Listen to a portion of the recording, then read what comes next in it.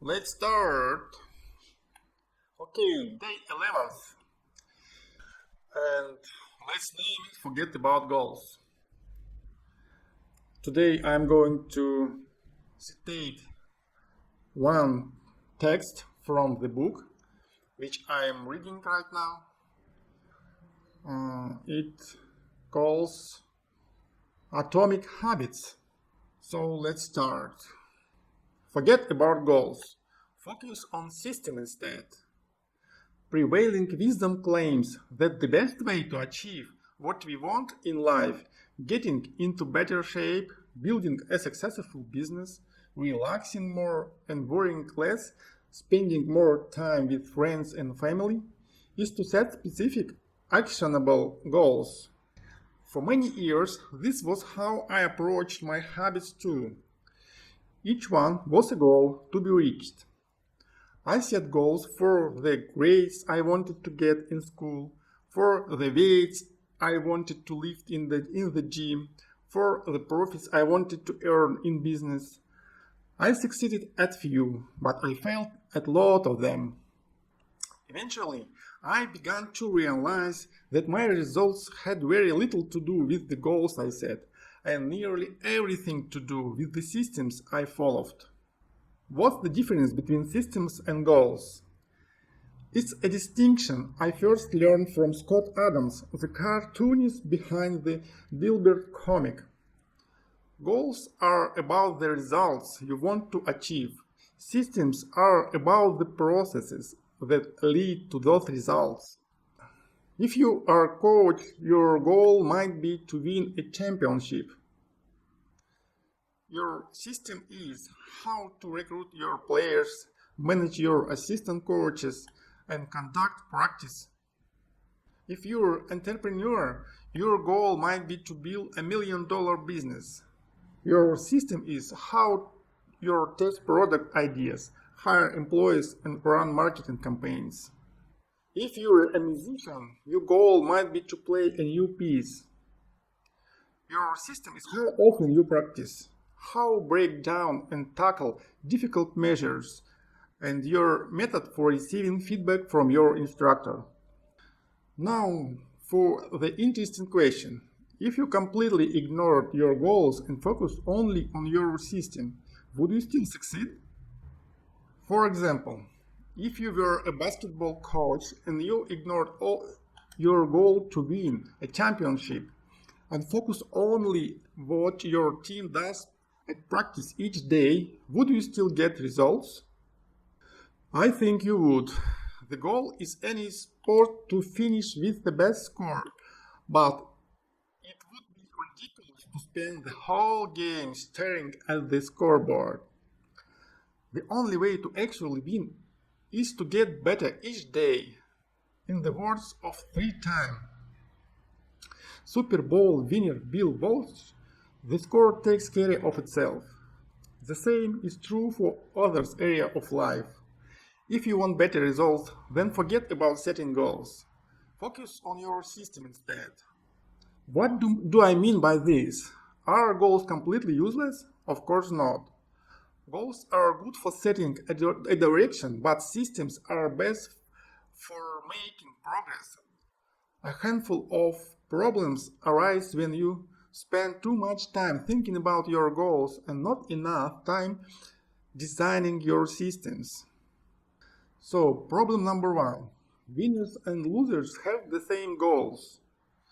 Goal setting suffers from a serious case of survivorship bias. We concentrate on the people who end up winning, the survivors, and mistakenly assume that ambitious goal led to their success, while overlooking all of the people who had the same objective but didn't succeed. Every Olympian wants to win a gold medal. Every candidate wants to get the job. And if successful and unsuccessful people share the same goals, then the goal cannot be what differentiates the winners from the losers. It wasn't the goal of winning the Tour de France that propelled the British cyclists to the top of the sport. Presumably, they had wanted to win the race every year before, just like every other professional team. The goal had always been there. It always only when they implemented a system of continuous small improvements that they achieved a different outcome. Problem number 2.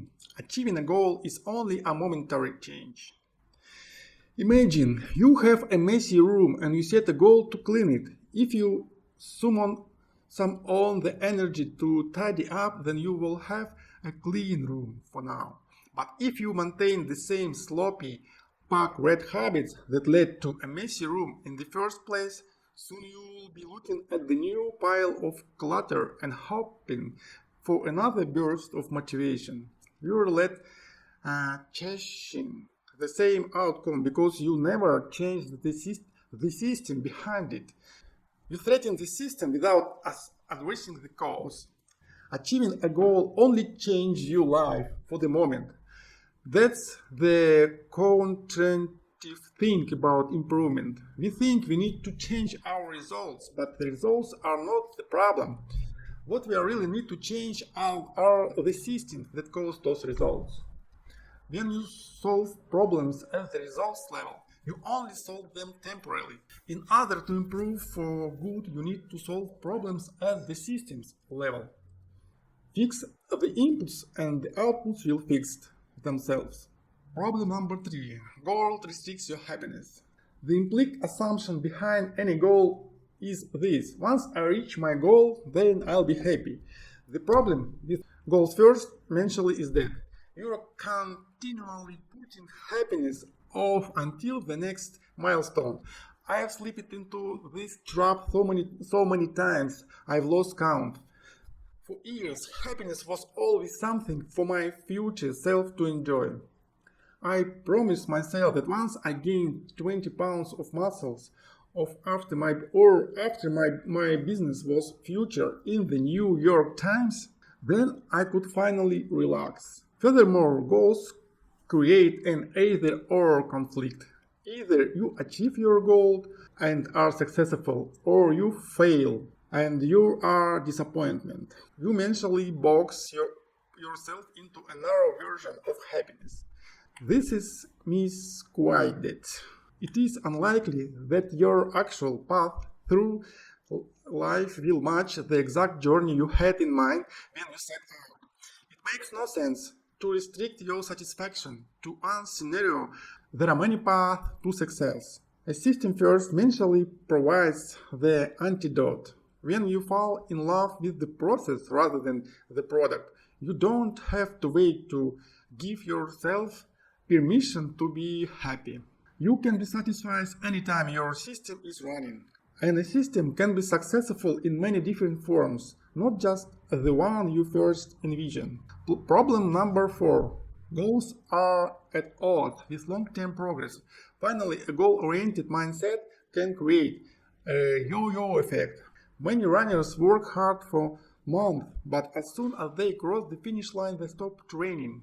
The race is no longer there to motivate them. When all of your hard work is focused on a particular goal, what is led to push you forward after you achieve it? This is why many people find themselves reverting to their old habits after accomplishing a goal. The purpose of setting goals is to win the game. The purpose of building systems is to continue playing the game. True long-term thinking is goal-less thinking. It's not about any single accomplishment. It's about the cycle of endless refinement and continuous improvement. Ultimately, it is your commitment to the process that will determine your progress. Okay, guys, thank you for listening. Sorry for my mistakes. I'll be better, I promise you. And bye for now. See you in the next video tomorrow.